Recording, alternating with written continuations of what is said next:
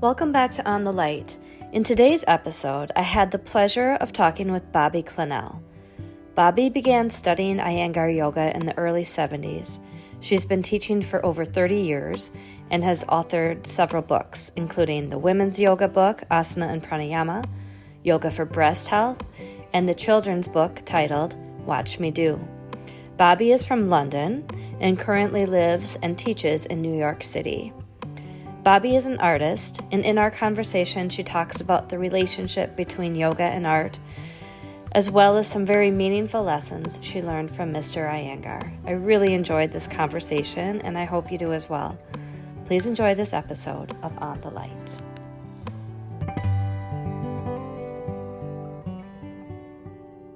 Hi, Bobby. Thank you for meeting with me. Sure. Oh, you're welcome. You've got such a nice T-shirt on. Lovely, I wear it. Yeah, that's fun. You. So where are you? Tell me where you're based, Susan. Where I live in St. Paul, Minnesota. Oh, okay. Mm-hmm. Yeah. So my T-shirt's traveled far then, in that case. Oh, yeah. Yes. Well, okay, so I wouldn't expect you to remember, but a few years ago, I traveled to New York City and I took a couple of your classes. Okay. And you bought a T-shirt. And I bought a T-shirt. And over the pandemic, I had to have breast surgery, and it lined up perfectly with the therapy workshop that you did on breast health. Oh, and right. I took that. Right. Took that. So good. That's Well, you're looking great. I mean, you're looking really, really well. Well, thank you. So, yeah, well done. Yeah. Getting over that. Yeah. Well, this morning we looked at some samples that the Institute wanted the Iyengar Yoga Institute of New York wanted a new T-shirt, but the one they wanted to do was to reissue the first one I ever made for them. Like, I don't know how long ago, whenever I made that first T-shirt for them. You know, I mean, definitely 20 years ago, but I think 25 years ago. Okay. We just looked at the samples just now, and it's a little bit different, but not much. Pretty excited about that. Mercury's out of retrograde. Finally, we saw the samples. Apparently, and the one I did for Inaus is on its way. I saw that one. That looks great. What, the Inaus one? Did you? Oh, right. I want to see it. You can see the sort of thing that gets me excited. One of the things I wanted to talk to you about, so since we're already talking about your art, is how does your relationship with art and yoga sort of overlap? Because well, you did describe yoga as an art form. I know that with artists, a lot of what they see and what they're doing and, in their own bodies even is reflected in their art. So I'm just wondering for you how that sort of transpires. Well, it is an art. Visual art has a lot to do with being able to see, being able to open up, see the thing that you want to draw. If that's what you're doing, if you're doing a kind of a life drawing-y thing, which I do, a fair amount of. And teaching is the same. Teaching, Guruji used to, when Guruji was teaching us to teach, he really didn't call it like, there wasn't a kind of formalized teacher training going on with him. But what he taught us all the time was how to look. I just kept saying, look at this, look at this, look at her, look at him, look at, and sometimes if you were unfortunate and you were up there on the platform, look at her, if that was you, look at her and look at me. Yeah. Some poor person up there who's being compared to him. That always made me laugh. So the art of observation, if you have an artist's eye, then it goes a long way to teaching. And it's funny how people see things, because somebody sent me a drawing they'd done of Trikonasana, it was very mathematical. It was like triangles and dotted lines and then lines that intersected and then things. I mean, it was just it was like I loved it. I mean, I don't do that, but Mhm. that's how that person sees. So that was interesting. Mhm. Anyway, I don't know. I, I don't separate. My drawing is all yoga now. If I do any drawing, I don't sit down and draw just for the, Mhm. but if well, I sit and work out my class, what I'm going to teach, and I have to do that. I have to make pictures of it. I can't do it otherwise. Um, Interesting. so that's kind of how what I'm doing at the moment. And then I give them away because the students want them. So I give those away. Wow, that's really cool. But they're more like hieroglyphic bad pencil drawings on the back of something else. I mean, they're not. I don't think they're going to one day say, and this is Bobby Clennell, you know, let's put it up for auction. It's something I drew on the bus. I sit on the bus. The bus is going up and down. Yeah. Okay. Yeah.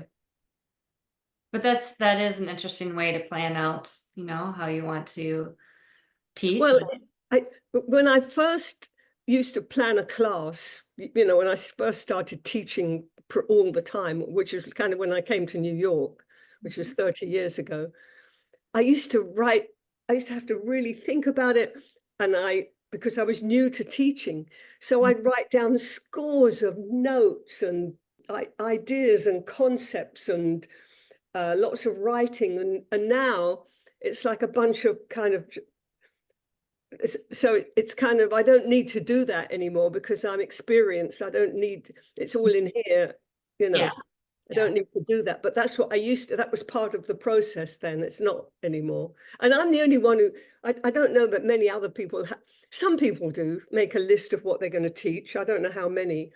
Yeah. Most people, it should be in your head. It's in your head. It's just that I can't help it. I have to put it on paper. Sure. Yeah. I'm much less experienced teacher as you, but when I do sit down and plan out and make that list, it's very rare that that list actually happens because you're teaching to the people in front of you and you see Yeah, they that's right. You don't necessarily follow because Mhm. sometimes people say, "Can I have that?" So I give it to them, and the funny thing is, I didn't do anything very much. That's on the. I don't know what you're going to do with it because you don't stick to it Yeah. exactly. So let's talk about what was your initial sort of starting point with Iyengar Yoga? What brought you to the practice? We're talking about 50 years ago, Mhm. and a friend of mine, and it was in the days of sort of hippies, and the Beatles had just gone to India. This is like way before anybody I know was even born. All this stuff. The Beatles had just got. It was in the air, and my friend had some kind of guru, not Iyengar, but and she said, "Come to this yoga class," and it was so I went, and it turned out to be an Iyengar yoga class. It was in a church hall. I Okay. think I remember the guy who taught it, who's now passed away. That was it. She just said, "Come to this," and it just fitted with the moment. And Mhm. it was, the party's over. It was 1973, and you weren't going to go on getting stoned all the time. And it was fairly tame. Now, when I look at it, we weren't like on hard drugs, but everybody knew what marijuana was. Sure. So it was very good to have to sort of get at least that idea, just to sort of move from that idea into another idea. And then I never looked back. That I just carried on doing Iyengar yoga. I was lucky that first class happened to be Iyengar yoga, Yes. because it is nice if you can. Well, I thought I was old. I was 30 something. I didn't, Mhm. but actually, the younger you can start this, and I don't say that because because you start it when you start it. I don't usually go around saying that, but it's true. If you can get that stuff, that imprint as early as you can. So that's kind of what we did. Yeah. Okay. So then when did you go to the Institute? I think it was 2 years later. Okay. I was like, no, let's go. There's this guy called me. Well, he came to the UK. We must have been hooked into the association, whatever, the English association, or we found out that he was coming and he was giving a class, and somehow we managed to be in that class, and he was doing a demo somewhere, and he just got on this platform and just, I mean, you would die to see him. He was like 50 or something. Okay. And I don't know what anybody made of it. They probably just thought he was some Indian contortionist. I don't know, because it wasn't widespread, really, yoga. So we saw that, and then we went to this class, and he was in it. He was teaching it, and my husband had his hand crocheted yoga blanket. I think we were smelling of patchouli oil, and it was probably cowbells somewhere tinkling, and flared fringed chamois leather. Sure. And the first thing he ever said to me was there in that class, and he said, "I see you are very proud. I too am very proud." And I thought, I just thought, at that stage in my life in England, I wasn't used to people saying anything serious to me.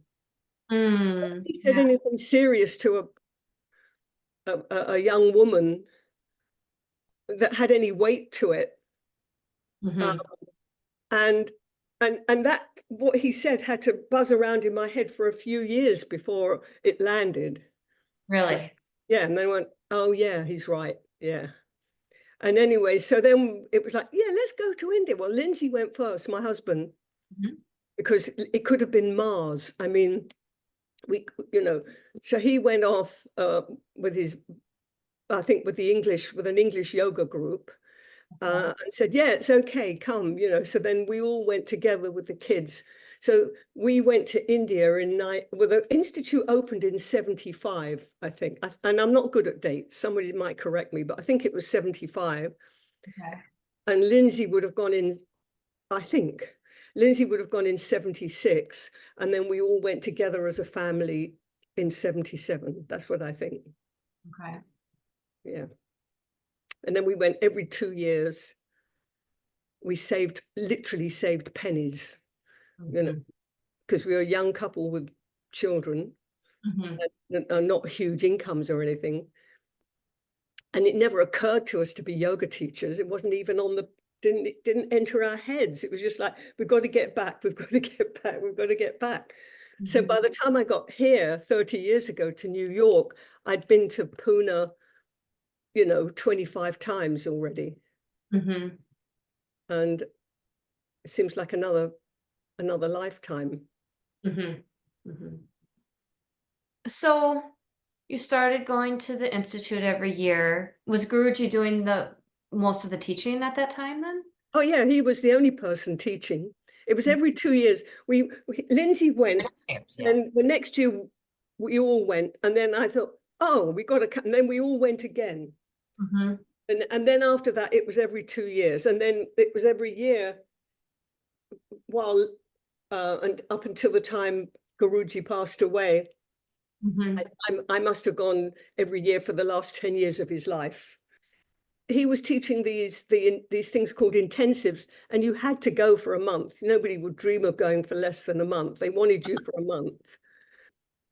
He would use Gita and Prashant they would be demonstrating. And then a long time later, he decided to retire, and Gita took over, and I can't remember when that was. And Gita's every bit as amazing as he is. I mean, so, but he was like 80. Well, maybe he retired when he was, I don't know, 75 or something like that. He did, but he didn't retire, because he was around. He was doing his practice. He was, if you got too close to him, you'd get, messed around with and corrected. And so I used to stay. I wasn't trying to get very close, and he was this energy. Mm-hmm.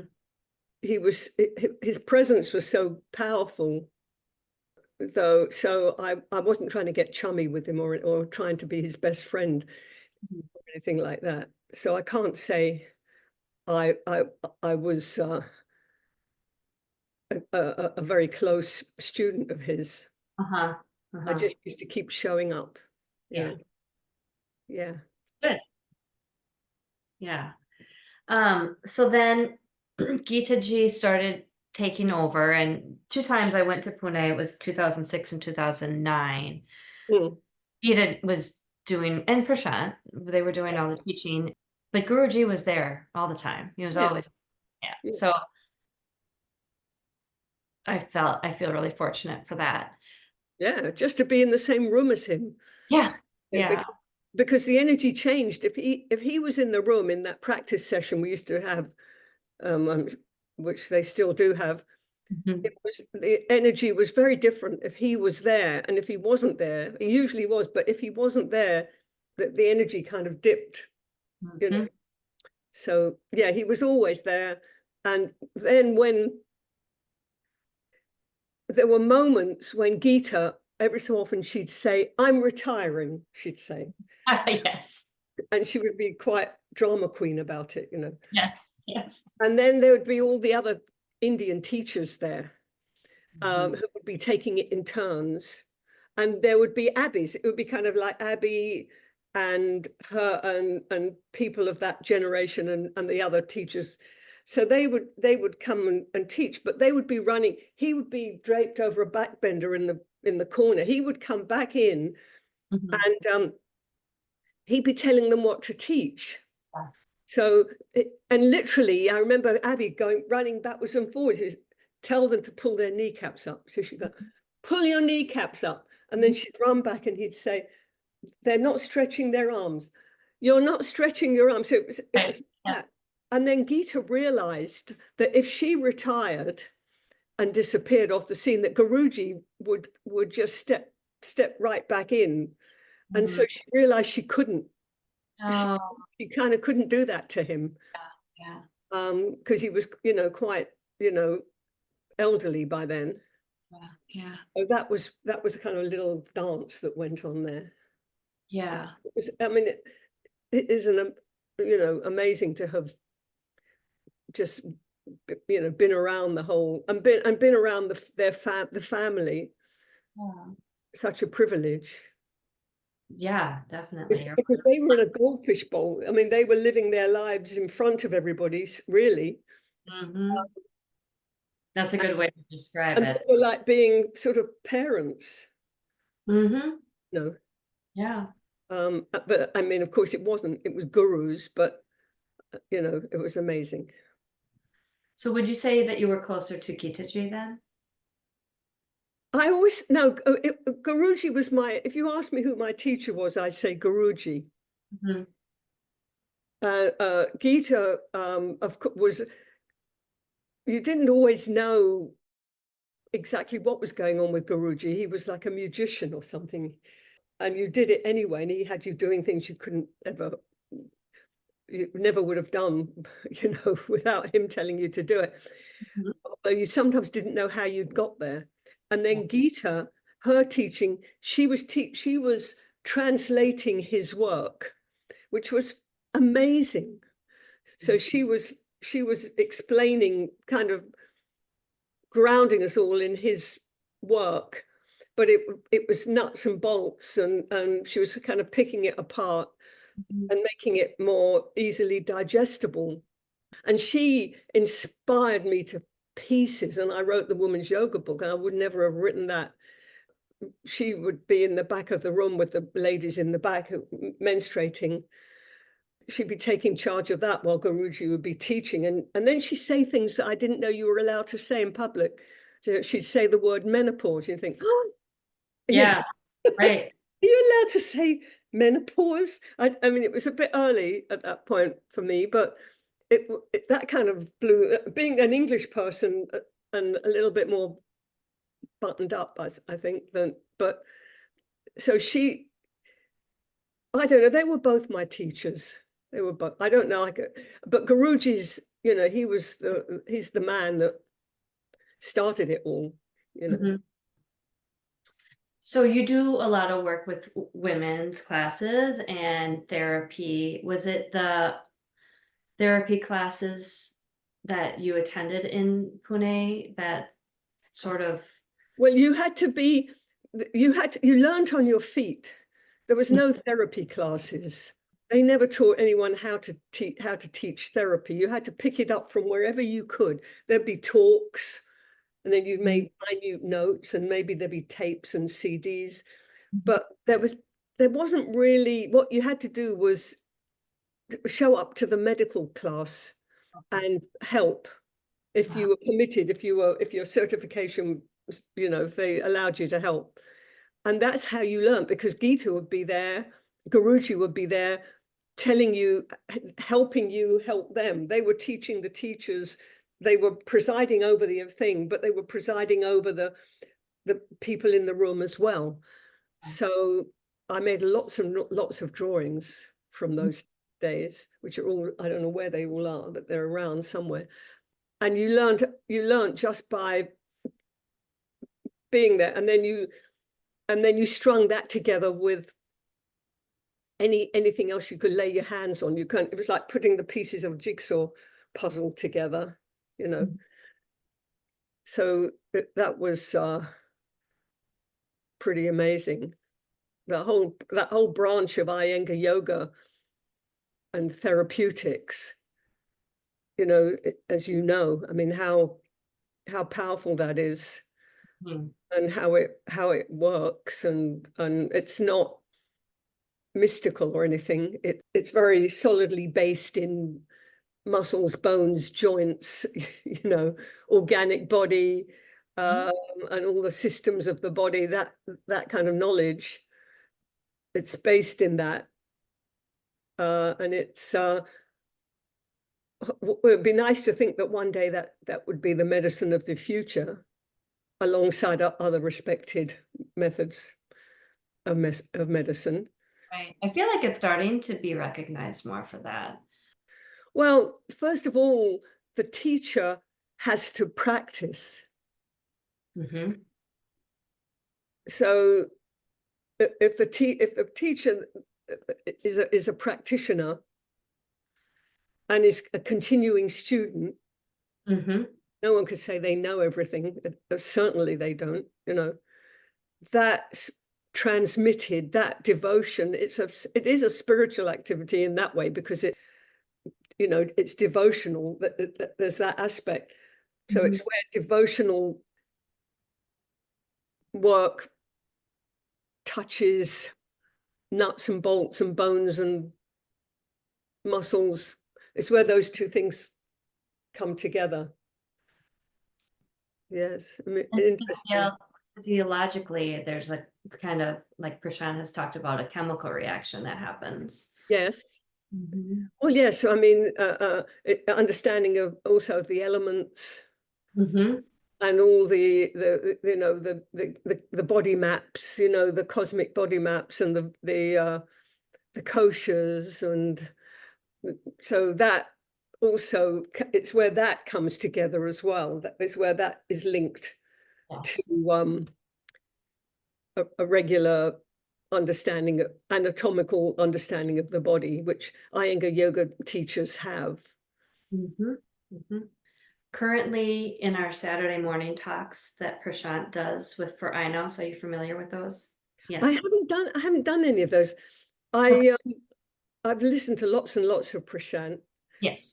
And I started, I got interested in his tapes on the subtle body. You could buy the CDs there at the Institute.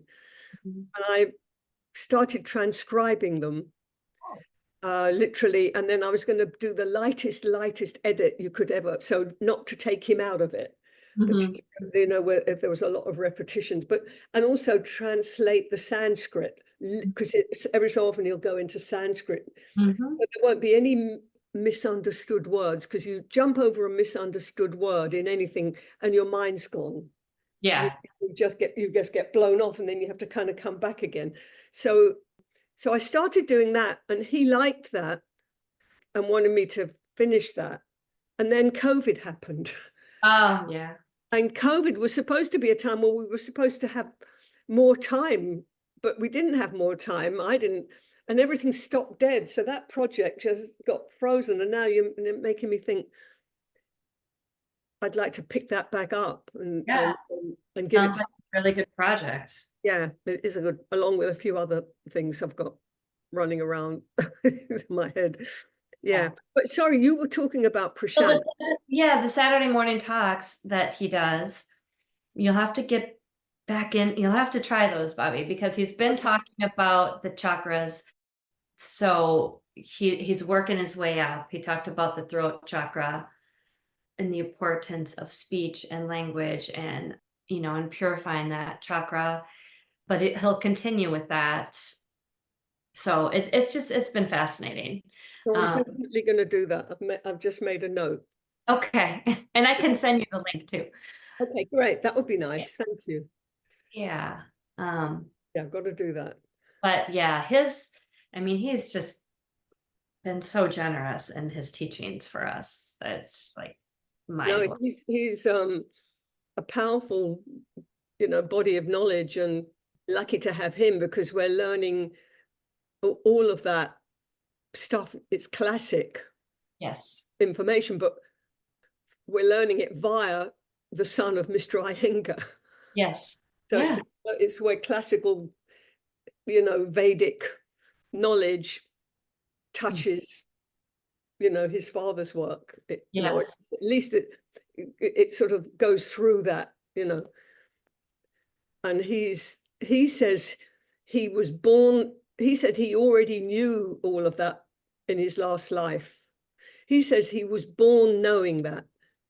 He already knew the Bhagavad Gita and the Upanishads and the Vedas, and you know he said it was kind of it's like people are born with abilities, Sure. Yeah.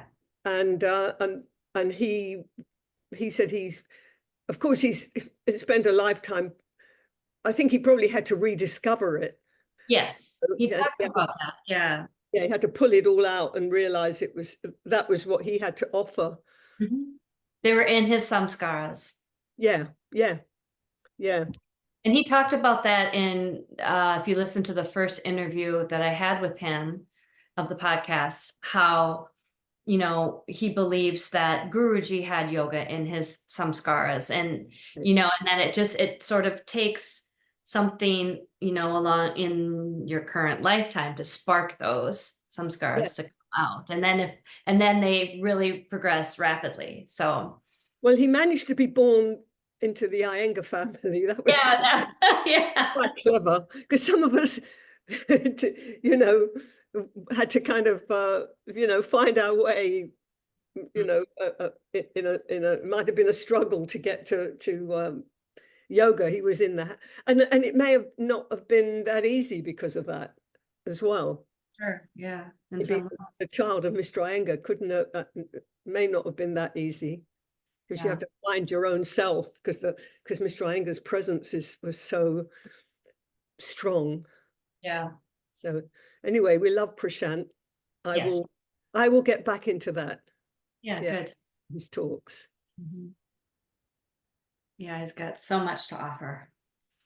Do you have any memories of maybe some experiences with any of the Iyengars outside the hall that would maybe speak to what they were like and just their everyday life? Guruji was actually generous and Mhm. warm. he used to say, you are all, what was it he used to say? He said, you are all soft on the outside and hard inside. I am hard on the outside and soft inside.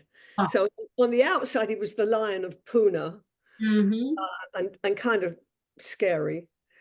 And on the inside, he was just a pussycat. I mean, I don't want to diminish him by saying that, but he was generous and giving, and him and Gita and Prashant, there's a lot of giving going on there. I like to remember that, because yoga's become, as it's spread and as we all need it and we all want it and we all want to get trained, and but it's become harnessed to commercialism, because that's kind of the way the world is. But somehow it didn't touch it, you didn't feel it touched them, the commercialism part of it. But there were times when there were conversations, and mostly with Guruji, I think. I'll remember them all when you finished interviewing me. I'll start. Yeah, that's the way it goes. Yeah.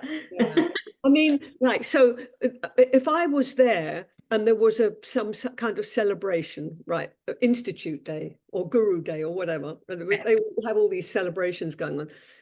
I would always decorate the hall. I would take it upon myself. I would do the decorations, right? And I'd have a team, and then we'd all have scissors and cut out, and we'd be putting giant mandalas on the wall, and think so. And one time I was there with a bunch of people with scissors and glue and paper, and and we were there quite late to finish this off, because the next day was the celebration. And he found out that we were in there, and he came over from the house and ordered tea and cookies for everybody. And so he'd do that. And I'm just trying to think, there was another occasion. Oh, I know what it was. I was making cutouts of yoga poses. Like I was doing paper dollies, like rows of Virabhadrasana or something, like repeated patterns of yoga cutouts. They'd be quite big. And I was sitting there, I'd made a drawing and I'm cutting it, and and I looked down, and suddenly there's this pair of feet. Hold the pair of feet up, and it's Mr. Iyengar.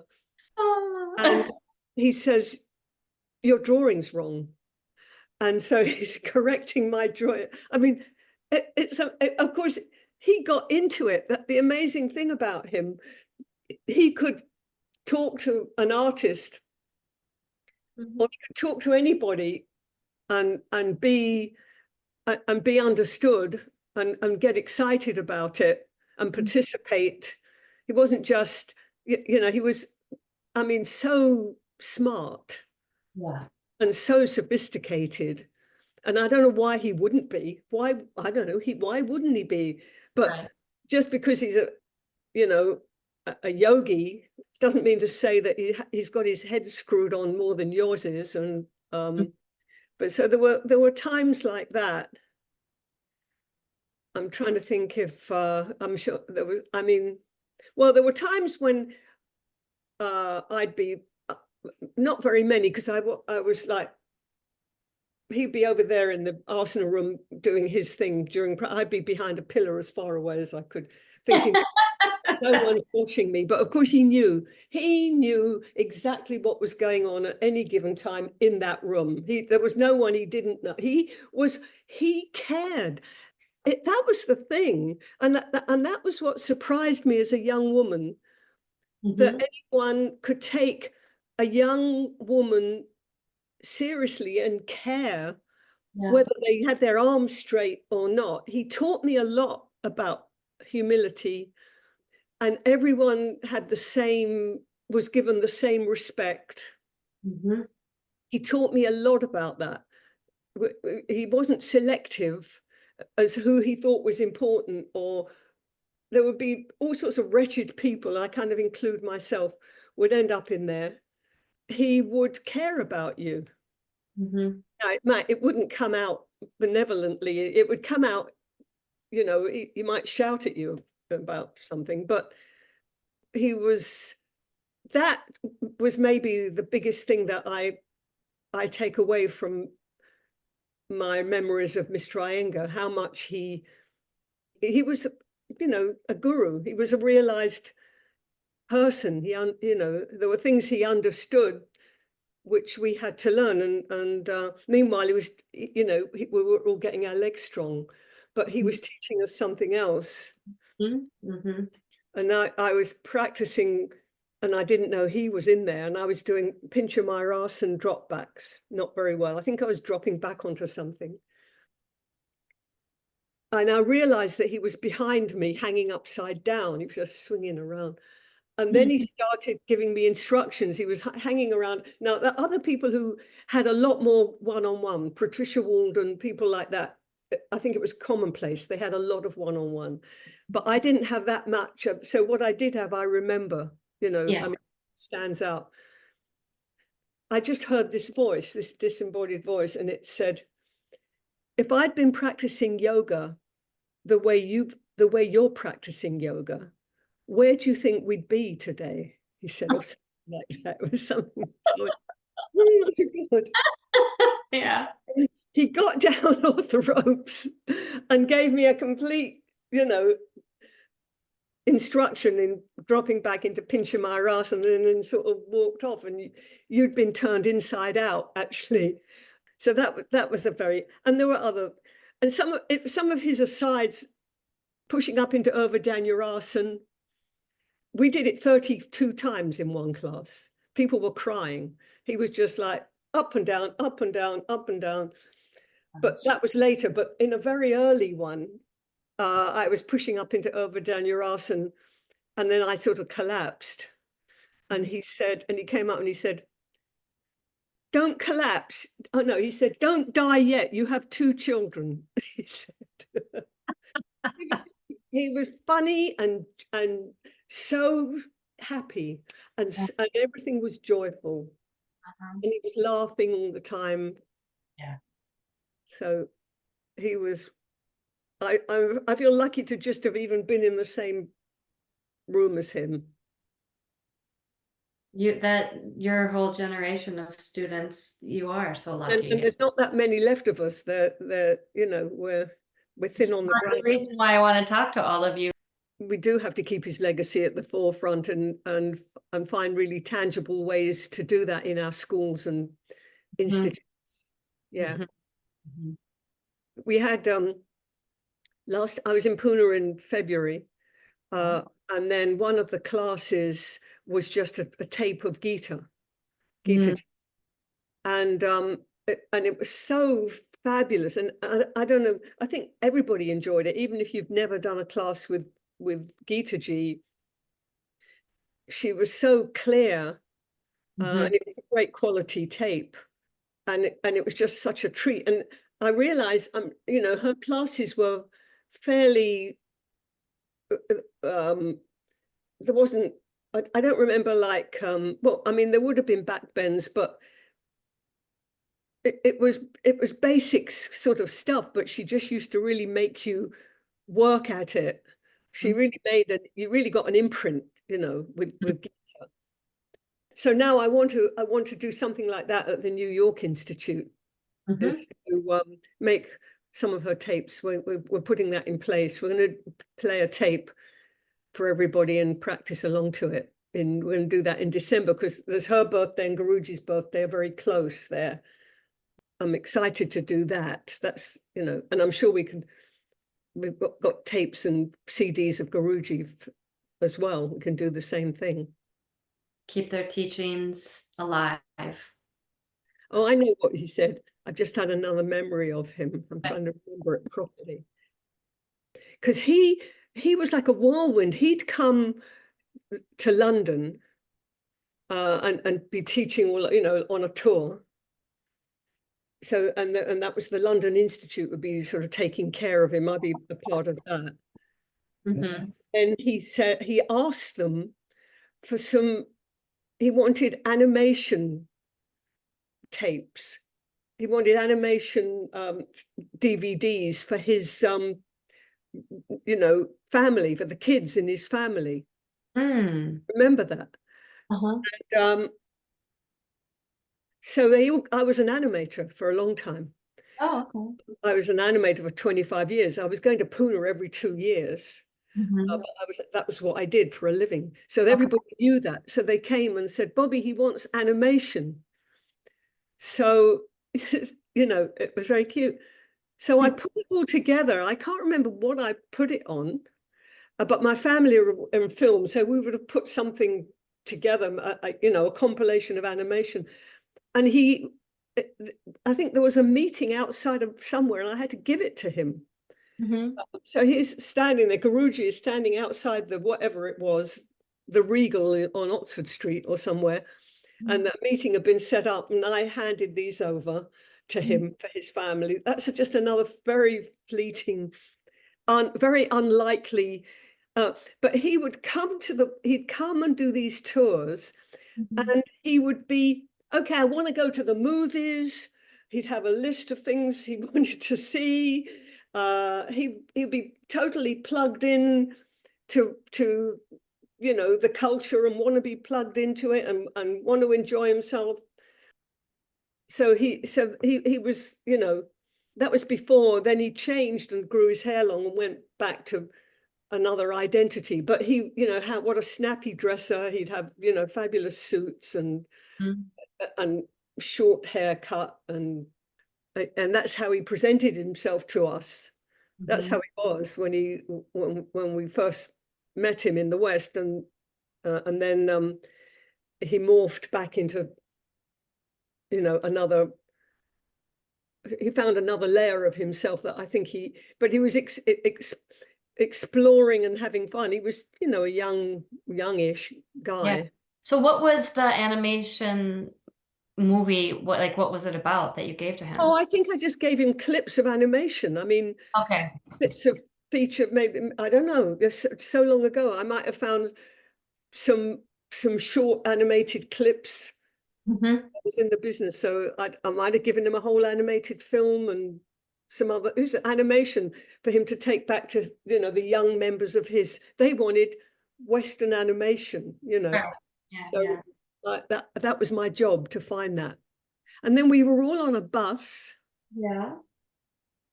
It might have been Punch Ghani, or it might have been one of his birthdays somewhere where they had to teach it off-site because there wasn't enough space in the institute. There just wasn't enough space. And then and I can't remember what event it was, but all I remember was coming back. There would have been several buses of people, students, busing back, for some reason, busing back to the institute. And I remember, and it was a long winding, it was quite a trek to get from wherever we were back to the institute.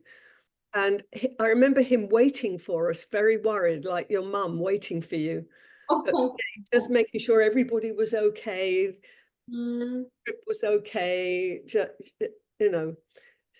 He had that. That was a long time ago. And then they used to put on dinners for us. This is very old because, I think things got a little bit big after a while. But there would be a meal in the downstairs reception, Gita and everybody would be like trying to make you eat more gulab jamuns, telling you they were good for you, these syrupy things. They're good for you, Yeah. Eat more, eat. So those were happy times. And then in his house, we went into his house one night. There was a group of us, I don't know how many, sitting around there. My sons were there. Miles was there.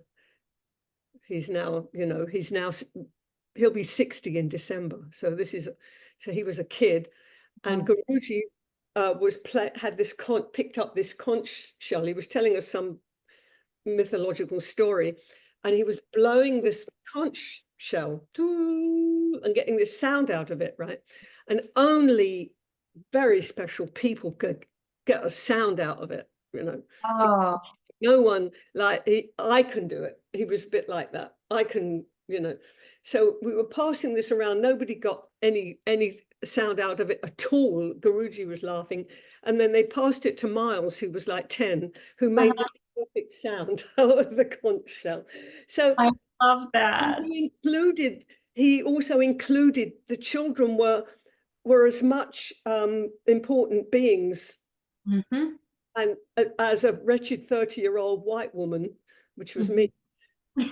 We were all validated and important. And anyway, yeah. It's interesting. I work with children. I'm a school teacher. I've noticed, like, just with young children, a lot of them are really in tune. Like, they have less inhibitions. And so, I believe that, your son was able to just pick it up and be able to do that because he didn't have all these other worries or whatever we get as we grow older. Yeah, he didn't know he wasn't supposed to do it. He just did it. Yeah, he must have somehow hadn't closed off that connection to his lungs or whatever it was. Yeah, I mean, that was, so sweet of them to entertain us. Mm-hmm. Be entertained at least once in your monthly, trip as being, worthy, important, and I mean, I don't know why that would surprise you. Well, only because in the Asana hall, you were Westerners, Western hips. You had, Western hips, Western knees. We had, all that fell away. When if they decided to, which I think they did it, at least in those very early days, you were all entertained at least once and went and sat in his living room, and also didn't think anything of it because it's like what, and then years later, you realize he was an incredible person. That's an understatement. What do you remember noticing about sort of the arc of his practice from, like, your early times of being there in the 70s to, up until he passed, like how his practice changed? Well, in the early days, he would just be like, doing everything, dropping back and flipping over and jumping into Hanumanasana, and he'd be doing everything. And if you were young, because it came through in his what he was teaching us all. I learnt balancings with him and back bends with him, but I was 30 to 40 when he was, so I lived to tell the tale. Some people, it was harder for them, and we kind of took it for granted somehow. But watching him practice as he got older, he'd have his team around him who would be there ready with props. They'd be ready the slightest flick of a finger, and they would be there with a blanket or whatever, And as we get older, we have to combat depression because the body shrinks, and so there's a lot of work has to go on to maintain that. And he would do a lot of supported back bends, and you'd watch him in chair Kaputasana, be over there in chair Kaputasana. He was my mother's age, Guruji, almost, to the. So you'd just think, oh yeah, I can do that. Well, he'd be like in his doing his elderly practice, right? So you think, okay, I'll do that, and then you could do what you could, or you had to come out of it. He would, how deep his practice was. When as he got older, he'd be holding things, but it wasn't for the faint of heart, because you try and do it, and you realize how hard how powerful he was. There was a lot of hanging over the ropes, to open the chest, and then there'd be a lot of Sukta Virasana, and they'd just pile up a load of props on top of him, so you'd hardly see him. He just disappeared under a sea of sandbags. And you realize, I realize now, I'm 81, how precious. I don't think I do it.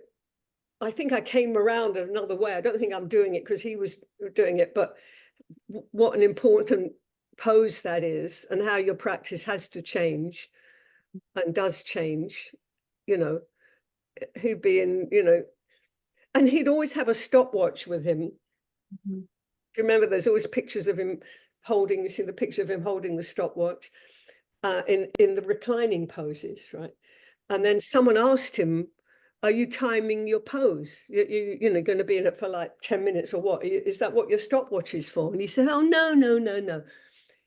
He said he was timing how long it took him to be one with the pose in each one of whatever, he maybe had a series. Like, at what point do you go, that me and the pose are one, the mind is stopped, twiddling away. And it's at that, and whether he was comparing how that moment, whether did it come at the same point in time in each pose, I don't know. But that's what the stopwatch was for, to tell him. He was measuring how long it took him to get into like a deep meditative state where there was no separation between him and the posture. And he was 90, by the time he's doing those very quiet reclining poses and not much else. And I remember, well, there was something, he was dying, at some point. This story, I don't know how this story floated past me, but it kind of made me laugh, because I'm trying to remember what it was he said, like, because he'd be doing a pranayama, and there was some comment he made, like, but my spleen is slipping, or something. Something about his spleen is like, you're on your way, to the next reincarnation, but Guruji is still in touch. He knows exactly, he's in touch with the whole process. Yeah. There's no separation between him and what's going on. And of course, that's a hard story to tell. And I hope I've done it justice. He was, him and his practice were, I think Abby said,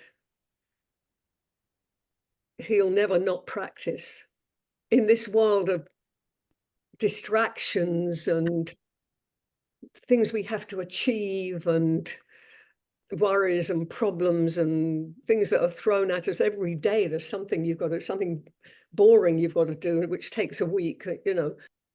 How yoga was, his practice was, it was the center of his life, and nothing disturbed that. It was, everything else kind of went on around it. So just to have been around someone like that is inspirational. And in my case, this wayward artist, a bit Vata and a bit kind of all over the place, somehow I managed to, you couldn't help but be touched by that self-control,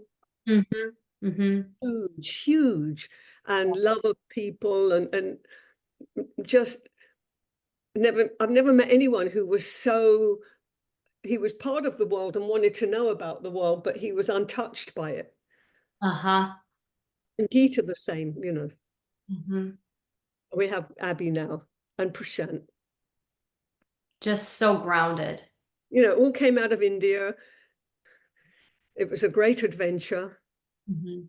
You were going into the great unknown, and it's such a challenge, just the flight and how to get from the airport to Pune, and the hassles and the struggles and of just living. You've been to Pune. It ain't easy. It's difficult. It's challenging. It's a real challenge. I'm going to go one more time. I said I'm going to just do one more. I said that last time, but I'm going to go one more time.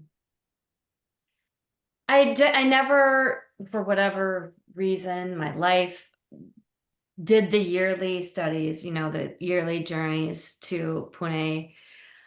And I did find I would get real homesick when I went, but I know that I need to go back because I know that now my practice is different, and the way that I will be able to appreciate it and learn, will be so much different. So I'm working there, but yeah. Mm.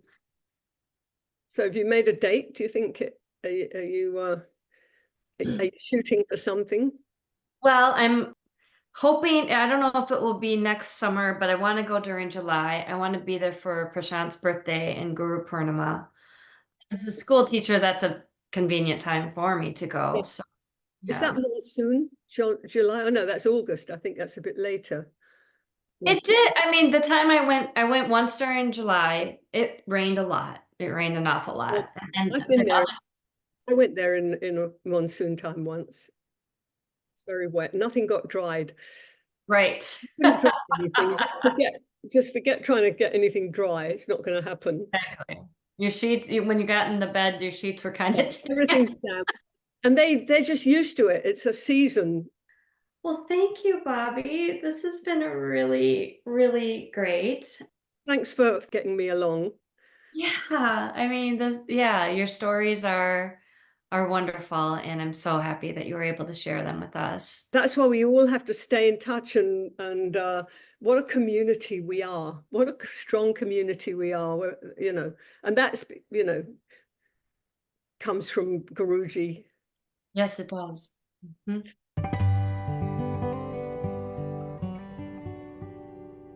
Thank you for tuning in to On the Light. Today, I would like to close with this excerpt from page 16 of Guruji's book, The Art of Yoga. The section is titled Yoga, the Basic Art. Both matter and soul are said to be beginningless. Though they are eternal, matter is changeable, while soul is immutable. Because of this eternal basic relationship, there is energy in both. In yoga philosophy, the body is known as the field, and the soul as the knower or tiller of the field. It is also known as the dweller in the body, the self, Atma, or the individual self, Jivatma. Further, the yogis divided this body into 3 tiers with 5 sheaths, koshas. The 3 tiers are known as the causal body, Karana, Sharira, the subtle or mental body, Shukshma Sharira, and the gross or physical body, Stula Sharira. In these 3 tiers are the 5 sheaths known as the anatomical, Annamaya, the physiological, Pranamaya, the mental or physiological, Manomaya, the intellectual, Vijnanamaya, and the blissful or spiritual, Anandamaya sheaths. The first tier and the last sheath belong to the tiller, or the knower of the field, and the last 2 tiers and the first 4 sheaths belong to the field, or the body. When a house is built, first the earth is evacuated. When the house is built, first the earth is excavated. The foundations are laid, pillars are erected, and then bricks and other materials are placed on one above the other, symmetrically, firmly, and uniformly, to provide a dwelling which may be dwelt in comfortably, securely, and peacefully. Similarly, the various aspects of yoga exist to make the dweller, the soul, live in peace in his dwelling place, the body. The practice of yamas, namely nonviolence, truthfulness, non-stealing, control of desires, and non-attachment to possessions, cultivates and protects the organs of action, karmendriyas. The practice of niyamas is that is health, both within and without, delight in the self, desire to struggle for perfection, self-analysis, and humility. Disciplines the senses of perception, jnanendriyas.